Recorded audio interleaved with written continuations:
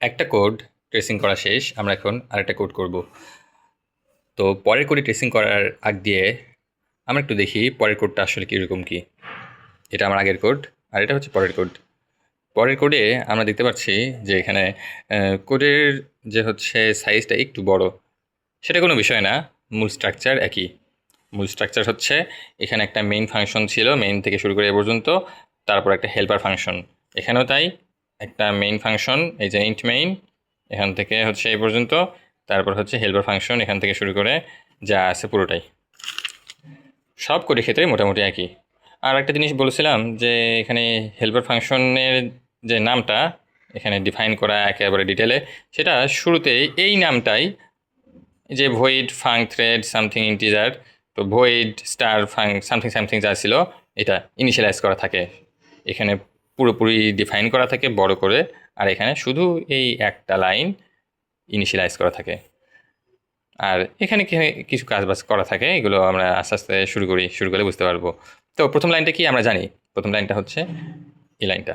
আর দ্বিতীয় লাইন হচ্ছে void star টিরেট, একটা পয়েন্টার ডিক্লেয়ার করা আছে, এটা আমাদের পরে কাজে লাগবে, আপাতত কোনো বিগ কনসার্ন না। ইন্ট নাম ইকুয়াল টু 5, মানে আগের মতোই, আগে যেমন এখানে এন ছিল, এন 5 ছিল, এখন নাম 5, একই জিনিস, নাম 5। নাম 5 দেওয়ার পরে কাজটা হচ্ছে ইন্ট মেইন ফাংশনটা আমরা মানে প্রথম লাইনটা লিখলাম, তারপর এখন ডিফাইন করব। কীভাবে করব, পি থ্রেড টি1, তার মানে টি1 নামে একটা থ্রেড ভ্যারিয়েবল ক্রিয়েট করব, আগের মতোই, আগে যেমন ছিল, আগে একটা থ্রেড ভ্যারিয়েবল এখানে ছিল না, এই যে থ্রেড ভ্যারিয়েবল লিখছিলাম পি থ্রেড টি, তো এখানেও তাই পি থ্রেড টি1, ওখানেও টি1 ছিল, এই পুরো করে টি1 দিয়ে কাজ, কোনো টি2 নেই, এখানেও তাই, এই টি1 টি1 কোথায় কোথায় লেখা, এখানে টি1 এই পুরো কোটা টি1 নিয়ে, এখানে কোনো টি2 নাই, মেইন পার্ট আর হচ্ছে টি1 পার্ট, যাই হোক। তো আমরা এই টি1 থ্রেড ভ্যারিয়েবলটা ডিক্লেয়ার করার পরে লিখবো যে পি থ্রেড ক্রিয়েট, মানে আমরা এখন এই টি1টাকে ক্রিয়েট করব।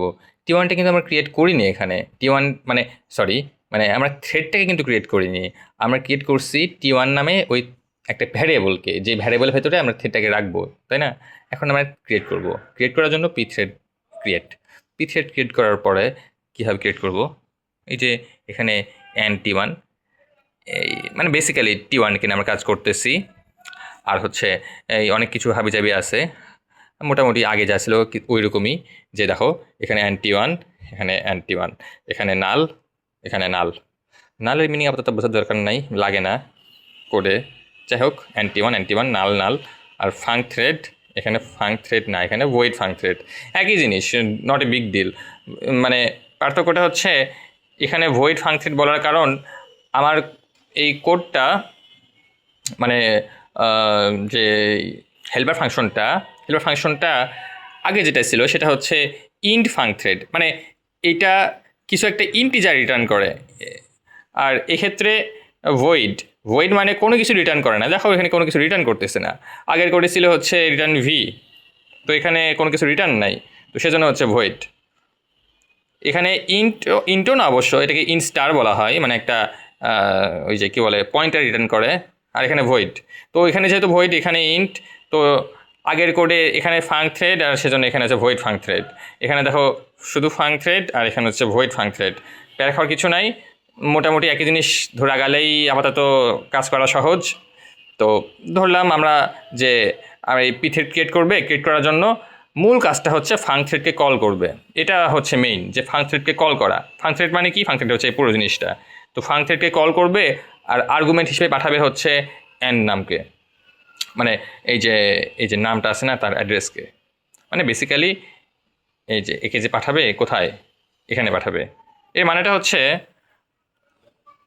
এই যে স্টার এন, মানে তখন আমরা বলতে পারি যে নাম, তাই না? তখন আমরা বলতে পারি স্টার এনেও যে কথা, নামও সেই কথা, তার মানে এই নাম বলতেও পারি 5কে বুঝবো, এই আমরা যদি স্টার এন বলি সেটা বলতেও এই 5কে বুঝবো, আগের মতোই। তো এইটুকু লেখার পরে মানে এই যে ফাং থ্রেডটা আমরা যখনই পাইলাম না, আমরা কিন্তু ডাইরেক্ট এখানে চলে আসছি, পরের লাইনে কি হচ্ছে হয়ে যাক সেটা নিয়ে ভাববো না, আমাদের ক্রিয়েট করতে হবে, ফাং থ্রেডকে কল করে এই আর্গুমেন্টটাকে দিয়ে ডাইরেক্ট আমরা ক্রিয়েট করব, কাজ শেষ করে তারপর হচ্ছে এর পরের লাইনগুলোতে যাব, তাই না? তো আমরা এটাকে কল করার পর এখানে আসলাম, আর্গুমেন্টটা নিলাম, বললাম কি হচ্ছে না হচ্ছে, তখন প্রিন্ট করব ইন্টার্ড ইন থ্রেড।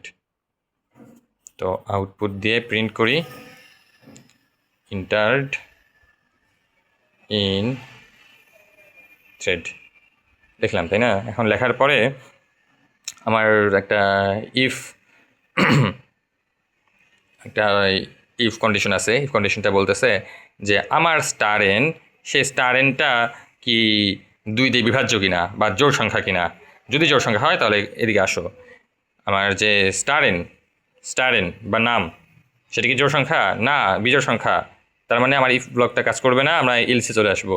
আমরা যখন এলসে চলে আসি তখন দেখবো যে এলসের প্রথম লাইনটা একটা মজার জিনিস, পিথ্রেড এক্সিট। পিথ্রেড এক্সিট এই যে কাজটা করে, আমার কোডটাকে এখান থেকে ওই মানে এই ফাংশনটা থেকে এক্সিট করে দেয়, যে এখান থেকে এক্সিট করা মানে এরপরে কি হচ্ছে হয়ে যাক, আমি ওসব একদমই ভাববো না। এখান থেকে ডাইরেক্ট চলে যাব, মানে ক্যান্সেল করে দিয়ে যাব। শুধু ক্যান্সেল করবো না, কিছু জিনিস আমি পাঠায়াও যাব, মানে আমি কিছু জিনিস রিটার্নও করব। তোমার মনে আছে যে আমরা আগের কোডের ক্ষেত্রে রিটার্ন করতেছিলাম ভি, এই কোডের ক্ষেত্রে আমি শুরুতে চালাকি করে বললাম যে আমি কিছু রিটার্ন করব না, ভয়েড।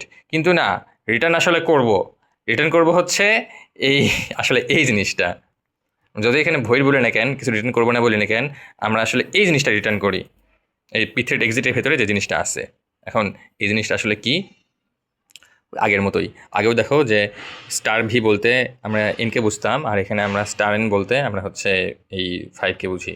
তো স্টার এন মাঝখানে যেগুলো আছে এগুলো হচ্ছে মাল্টিপ্লিকেশন সাইন। স্টার এন মানে কি? স্টার এন মানে হচ্ছে 5, তার মানে 5 মাল্টিপ্লিকেশন 5, তার মানে 5 গুণন 5 গুণন 5 125। তো এই 125 যেই ভ্যালুটা আছে, আমরা এই ভ্যালুটার যে অ্যাড্রেস সেটাকে রিটার্ন করব। এখন মনে আছে আমরা কিন্তু এই ক্ষেত্রে একটা অ্যাড্রেসকে রিটার্ন করতেছিলাম, সেম জিনিস এখানেও সেটা অ্যাড্রেসটাকে রিটার্ন করব। রিটার্নটা কোথায় করব? যদি মনে থাকে যে আগের কোডে আমরা কিন্তু রিটার্ন করছিলাম ডাইরেক্ট এই ক্রিয়েট লাইনে না, ক্রিয়েটের যে পরের লাইনটা মানে জয়েনের লাইনে। তো এটা হচ্ছে জয়েনের লাইনে হচ্ছে এটা রিটার্নটা হবে। জয়েনের লাইনের যে এই অংশটুকু আছে তার ভেতরে টি রেট অংশটুকু, বা এখানে একটা যে ভ্যারিয়েবলটুকু আছে, কি আছে সেটা বড় কথা না, এখানে রিটার্নটা হবে। তো আমার এখানে যে 125 যে অ্যাড্রেসটা, নট 125 যে অ্যাড্রেসটা, সেই 125 অ্যাড্রেসটা রিটার্ন হবে এইখানে গিয়ে এই পিথেড ক্রিয়েটের পরের লাইনে পিথেড জয়েন দেয়া, সেই জয়েনের অ্যান্টি রেট এই অংশে। তো এখানে যেহেতু রিটার্নটা হইল, তার মানে আমি এখন বলতে পারি যে এইটার অর্থ হচ্ছে 125-এর অ্যাড্রেস আমার এই টি রেটের ভেতরে আছে, তার মানে star T rate equal to 125। এটার অর্থ হচ্ছে স্টার টি রেট মানেই হচ্ছে যে স্টার টি রেট মানেই হচ্ছে 125। মাথায় রাখলাম, স্টার টি রেট মানে 125 কাজে লাগবে হয়তো পরের লাইনে অথবা নিচের দিকে, কাজে লাগতেও পারে নাও লাগতে পারে। মাথায় রাখলাম যে এখান থেকে এটা পাঠানোর অর্থ star T rate equal to 125। যাই হোক, এখন প্রিন্ট এফ, এটা প্রিন্ট করব। থ্রেড রিটার্ন লিখলাম, থ্রেড রিটার্ন কিছু একটা লিখলাম, মানে থ্রেড রিটার্নটি লিখলাম। থ্রেড রিটার্ন লেখার পরে এখন এক্ষেত্রে কি পাঠাবো হচ্ছে স্টার টি রেট। এখন দেখো আগের কোডে কিন্তু আমাদের এখানে এই স্টার টি রেট ছিল। স্টার টি রেট মানে আমরা ওই একটা ভ্যালুকে ধরছিলাম। এক্ষেত্রেও স্টার টি রেট বলতে আমরা ওই যে বললাম না 125, আমি এখানে মনে মনে বলতেছি স্টার টি রেট, কিন্তু আসলে কিন্তু লেখা ইন্টিজার স্টার টি রেট, একই জিনিস। যেহেতু ভয়েড ছিল, সে ভয়েডটাকে কনভার্ট করার জন্য ইন্টিজার লেখা। স্টার টি রেটই ধরো। স্টার টি রেট বলতে আমরা কি বলছিলাম 125 না, তো স্টার টি রেট বলতে 125, তার মানে থ্রেড রিটার্ন 125, থ্রেড রিটার্ন 125। তো থ্রেড রিটার্ন 125 হয়ে গেল, তারপরে রিটার্ন করে দেবে 0, রিটার্ন 0 করে দেবে, মানে আমার এই কোডের কাজটুকু শেষ। ধরো যে আমাদের কোডের এই পুরো কাজটুকুই শেষ, কারণ মেইন পার্টটুকুই হচ্ছে আমার কোডের মেইন পার্ট। হ্যাঁ, টু বি মানে আসল যে হচ্ছে মানে শব্দটা যেটা, যে মেইন পার্টটুকুই আমার কোডের মেইন পার্ট থেকে আমরা হচ্ছে এই ক্রিয়েটিভ পার্টটুকু করলাম, একে দিয়ে কাজ করা শেষ। জয়েনে আসলাম, যেমন আসার প্রিন্ট করে দিলাম, রিটার্ন 0 করে দিলাম, আমার কোডটা বেসিক্যালি শেষ। পুরো কোডকে নিয়ে আমার কাজ করা হয়ে গেছে। তো তো আমার যে আউটপুটটা ইন্টারড ইন থ্রেড আর রিটার্ন 125 শেষ। তো এটাই হচ্ছে আমার এই ট্রেসিংটা ডান।